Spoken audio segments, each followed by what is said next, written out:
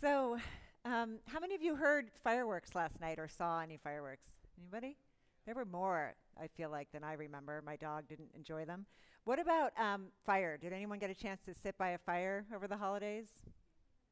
Some people, yeah. Virtual fires count because there are a lot of spare the air days, which is, that's right.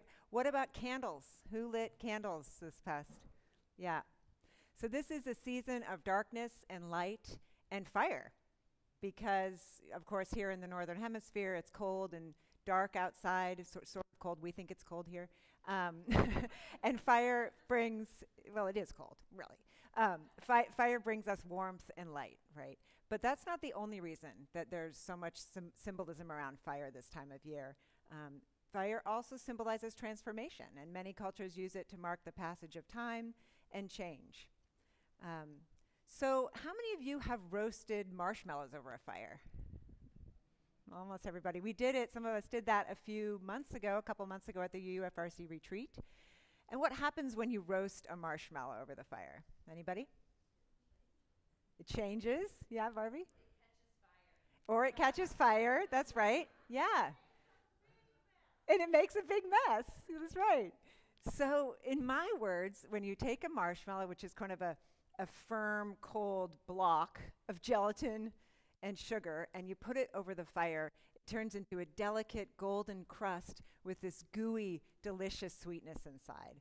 So it transforms. And it's true, if you keep burning it, it will turn into a black crust, which some of us enjoy eating. And but if you keep burning it, it turns to ash. And at that point, it's not edible for us, but it's still useful for the earth because the earth regenerates and reuses all things and turns them into new things. So another example of fire's regenerative power is kind of a tricky one. We know that fire is extremely destructive, and forest fires these days, because of climate change and sprawling development, have become more of a problem than they used to be. But in healthy forest ecosystems, occasional fires clear out the dead wood and return the nutrients to the soil. And of course, the dead wood, the dead trees, and all the plant matter would eventually go back to the earth. It's just that fire helps speed up that process of transformation, replenishing the soil with nutrients for new growth. And so for us, in our own development, our own spiritual and emotional and personal development and community development, we can use our attention and intentions in a similar way to speed up our process or catalyze our process of growth and change. And so ritual is one of the ways that we can focus our attention on something that we want to change in our life. We're always changing, but we have the capacity as humans to be intentional about that change. And so today we will be using fire to let go of something we want to let go of from the old year, and then with the space that we've created by that, we're going to be intentional about something we want to help grow in our lives and also in our community here at UUFRC. And those are the things that we will be putting on our tree so that we can see everybody's hopes and intentions for what they want to help grow at UUFRC. We'll move ahead with our ceremony now, and I think all of you will be participating, including me. And I don't know if you're aware. So this is a fire bowl over here, where we'll be burning. You'll be getting little slips of flash paper, which Jen and Joyce will be handing out, along with pens. So we'll write down phrases of what we want to let go or release. Those are the phrases. But what does let go or release mean? You might think first of things we want to get rid of, the bad things, our bad habits, high cholesterol foods, getting too obsessed with the news, maybe sleeping too late. I'm a certified overthinker, though, as my fiancée Blythe will tell you. So I dwell on that. Right? What is letting go? Our process is putting these into the fire, but as any scientist knows, fire doesn't destroy completely. It transforms, changes the cellulose in this paper into carbon dioxide and water vapor, which is becomes part of the air that we breathe in. And so I think maybe that's a good image for what we're doing, right? We're not getting rid of things. We're changing it from something that we carry into something that we breathe. Maybe you've already thought of something that you're letting go of. I'd like you to take a moment to think about it. If it's high cholesterol eating, it may be foods that you love, things that give you comfort in times of stress. And maybe if we're watching the news too much, it's because we care about the world. These are the things that we burn are not necessarily the things that are bad that we want destroyed. They say if you love something, let it go, and it will stay with you in ways. So at the start of December, my fiancée Blythe's father, Bill, passed away just about a month after our engagement. And I'm not letting him go right now. That will take time. And at that time, I hope that fire will help to transform. I'll look for it'll change our relationship, but I'll still look to him.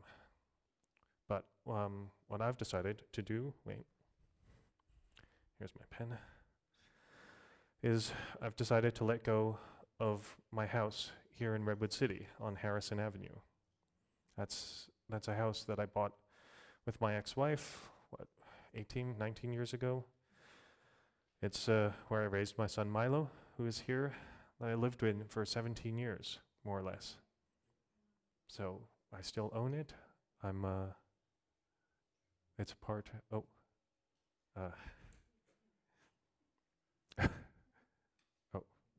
so yes, we're passing around these slips to write. So you'll have time to think about those. So with my house, I officially moved out in July, but it takes a while to empty. And I finally, I rented it out just at the start of December. The renters moved in December.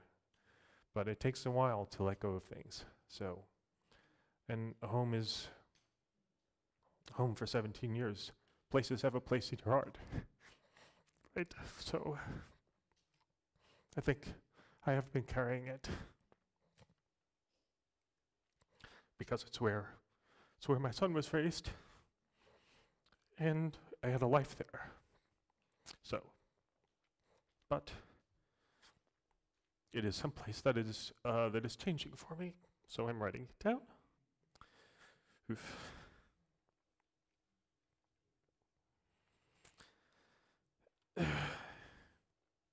And it's a place that I love. So, going with this. Thank you, Hanju, for modeling for us really the power that ritual can have. Sometimes surprising power. As some of you know, I've been working as a chaplain this fall at Stanford Hospital, doing my required internship in clinical pastoral education, or CPE. CPE is a deeply transformative process. It's a little bit like sitting in a fire, actually.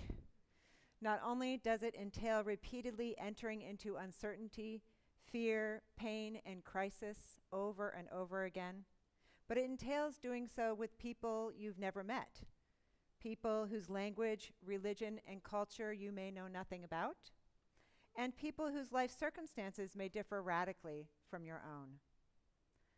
And unlike the medical staff, chaplains aren't there to fix anything. We can't. And that's what's so hard about it for so many of us. We can't fix anything.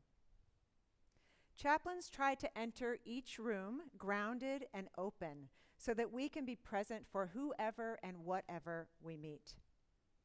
There is no script to follow, no formula. Trying to create one, I've learned, almost always gets you into trouble. Because every situation is unique. Every person, every family, every visit, every illness, every moment is different. And I'm someone who likes to feel prepared. But prediction and preparation depend entirely on expectations and assumptions, if you think about it, which we were taught on day one of CPE to let go of. Let go of the desire to fix and save. Let go of assumptions and expectations. Let go of the craving for certainty, control, and comfort. So much letting go in CPE. And it's appropriate because patients and their families are being forced to let go too. So we join them as best we can in the fire of uncertainty. There was so much letting go at the start of my internship, I felt intensely disoriented and vulnerable. It was as if everything I usually rely on to feel competent had been burned away, which is exactly what is supposed to happen, I suppose, for this kind of a training. Burning away what prevents us from being fully present to who and what is before us. Burning away the desire to do or say the right thing so that we can really listen and actually hear from outside of ourselves. Burning away the illusion of certainty and control so that we can learn to trust what lies within and between us that is greater than any plan, expertise, or belief system. Burning all that away so that we can learn to trust what is greater than us. God, spirit, mystery, the universe, love, life itself. After the letting go, this is what remains: faith. When I show up well in a visit at the hospital, it's because I'm showing up with faith, and it doesn't always happen. It's because I'm showing up with faith in my, not faith in knowledge, in my knowledge, but faith in the spirit that is in me and knows what to do when allowed simply to be. So I have to get out of the way. Faith in the spirit between us that is often communicated without words. Faith that no matter what happens, we all belong. We are all held in a web of life and love that is vast and mysterious, ever-changing, ever-ending, and ever-beginning. At the hospital, I notice not only how much better I'm able to connect with people when I'm coming from a place of faith, but also how much more peace others feel when they're rooted in their faith as well. Consistently, the patients I meet who are most at peace, no matter what they're experiencing, have faith in something larger than themselves, larger even than humanity. It doesn't matter what exactly that faith is or what they put it in, as long as it's larger than us and it's rooted in love. So what I want to help grow in my life and here at UUFRC this year is faith, however we define it. I want to grow trust in the holy, creative spirit of life that is working in me and in you, that dances between and among us all the time, if only we let go enough to listen, to sense it, and align ourselves with it for the greater good. So, for the second part of the ritual, I'm going to write faith on a leaf.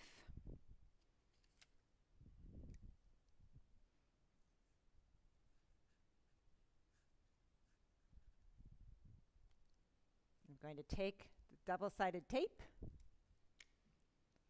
put it on the back,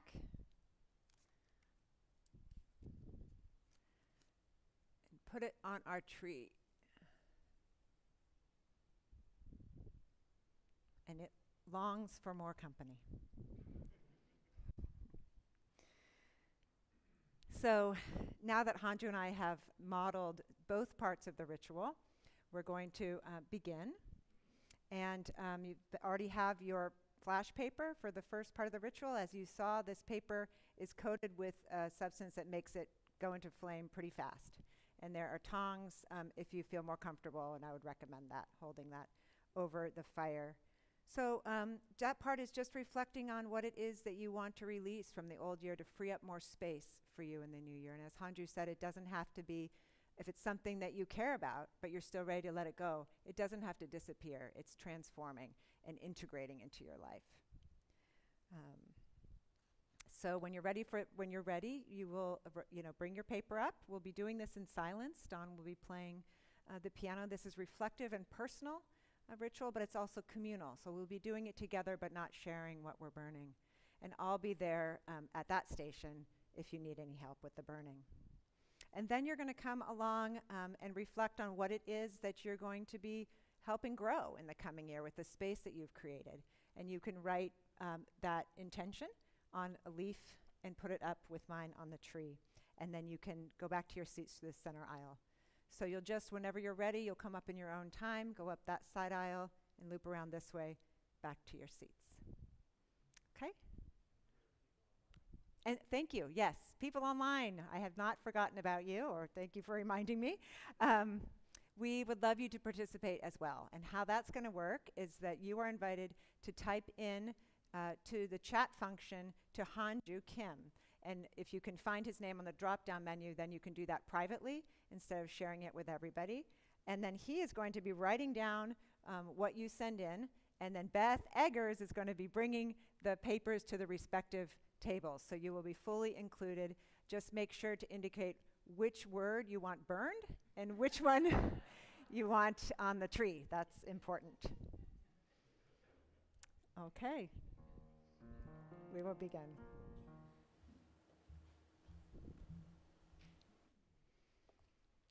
Look at that tree. We will find a place to put it out in the social hall and somewhere in the coming weeks so that we can all read that the intentions are for the coming year and support each other in living those out. Let us pray. May the flames of courage and hope make room in our lives for new growth.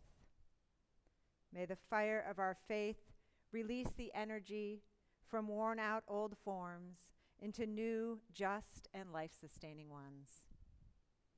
May our intentions catalyze our collective becoming. And may the warmth of our love and our care continue to transform us into the people we long to be. May it be so. Amen.